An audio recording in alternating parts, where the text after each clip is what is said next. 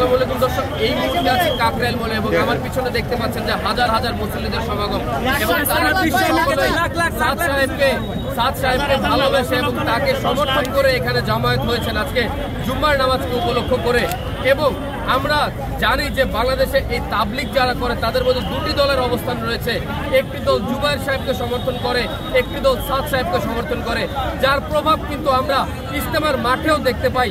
এবং আমরা জানি যে কয়েক বছর আগে এই তাবলিগ এবং ইজতেমাকে কেন্দ্র করে এই দুই গ্রুপের মধ্যে একটি খুব ন্যাক্কারজনক ঘটনাও ঘটেছিল, যেখানে ইজতেমার মাঠে বেশ কয়েকজন মুসল্লিকে পিটিয়ে হত্যা করা হয়েছিল। সেই রেশ কিন্তু আজকেও এখনো বর্তমানে কিছু কিছু জায়গায় রয়ে গেছে। কিছুদিন আগে জুবায়ের সাহেব পন্থীদের একটি বক্তব্যে বলা হয় যে তারা সাদ সাহেব পন্থীদের এই দেশেই থাকতে দিবে না।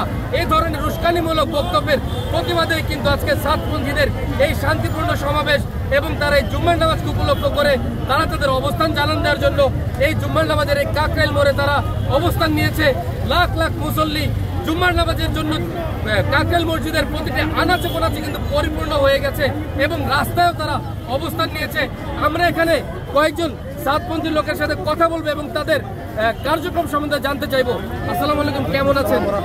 আল্লাহ পাকের মেহেরবানি, আলহামদুলিল্লাহ। আপনি কোথা থেকে এসেছেন? আমি আসছি কেরানীগঞ্জ থেকে। কেরানীগঞ্জ থেকে। আচ্ছা, আজকে আপনাদের এখানে জমায়েত হওয়ার উদ্দেশ্যটা কি? উদ্দেশ্য হলো যে আমরা এখানে তাবলিগের সাথে যারা আছি, আমাদের প্রাণ কেন্দ্র হচ্ছে কাকরাইল মসজিদ তাবলিগের। পুরা দুনিয়া কাকরাইল মসজিদকে চিনে তাবলিগের মার্কাজ হিসেবে। সেই ক্ষেত্রে আমাদের বড়রা আমাদেরকে ডাকছে শান্তিপূর্ণভাবে। এই জন্য বড়দের কথা পালন করার থেকে আমরা আসছি এখানে শান্তিপূর্ণ অবস্থানের জন্য।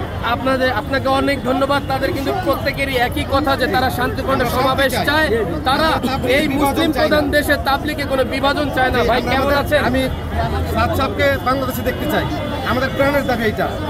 আমরা সবার ভালো চাই, অর্থাৎ তারা আমাদের ভাই, সবাই আমাদের বন্ধু, তাদের মুরব্বিকে ভালোবেসেই তারা এখানে অবস্থান নিয়েছে। সবার হেদায়েত চাই, সবার জন্য জান্নাত চাই।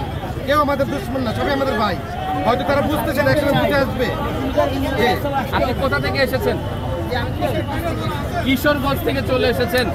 দর্শক, অনেক দূর থেকে চলে এসেছেন। বলবেন, আপনার নাম বলবেন আর আজকে আপনাদের কার্যক্রমের উদ্দেশ্যটা কি?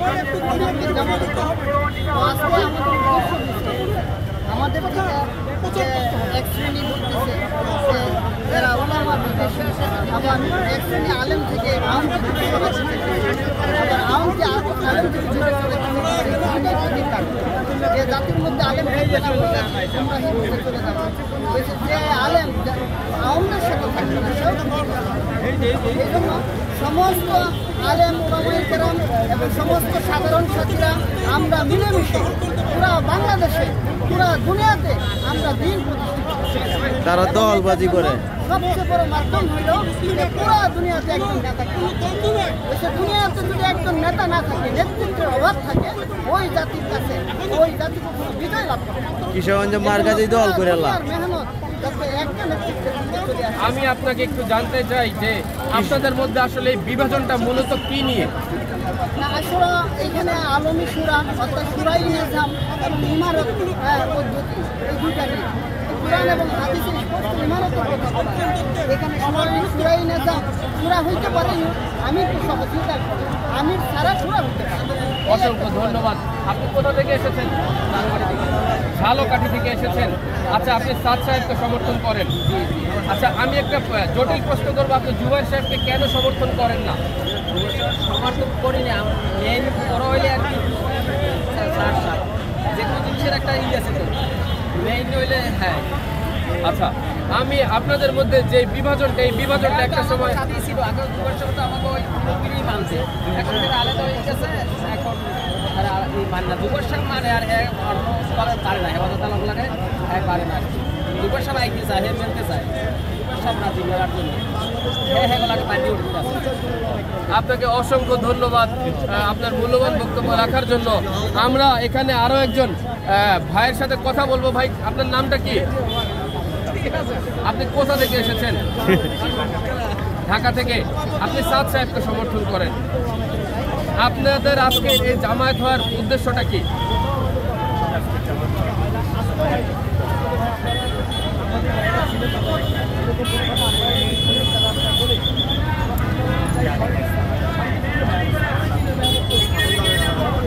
Hey!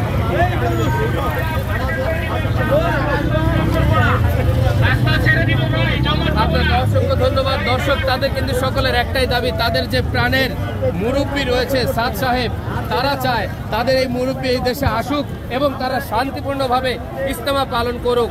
তারা কোনো সংঘাত চায় না, তারা কোনো বিভক্তি চায় না। ভাই কেমন আছেন? কোথা থেকে এসেছেন? উত্তরা ঢাকা থেকে। আপনি সাদ সাহেবকে সমর্থন করে এসেছেন, আপনাদের চাওয়াটা কি? এখানে জমায়েত হওয়ার উদ্দেশ্যটা কি?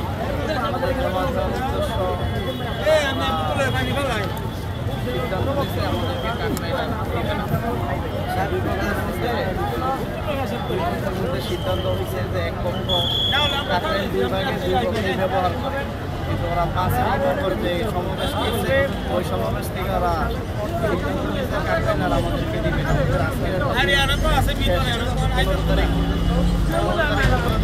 সময় শেষ। মাওলানা সাদ সাহেবকে যারা আমির বলে নিজামুদ্দিনকে যারা তাদের কাছে থেকে আজকে না দেওয়ার ফয়সালা ছিল।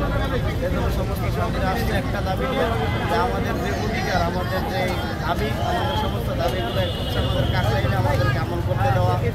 আর সবচেয়ে বড় অধিকার হচ্ছে যে মাওলানা সাদ সাহেবকে ইজতেমায় আসতে না দেওয়া। এজন্য আমাদের সবার এক দাবি ইজতেমার মধ্যে মাওলানা সাদ সাহেব অংশগ্রহণ করে।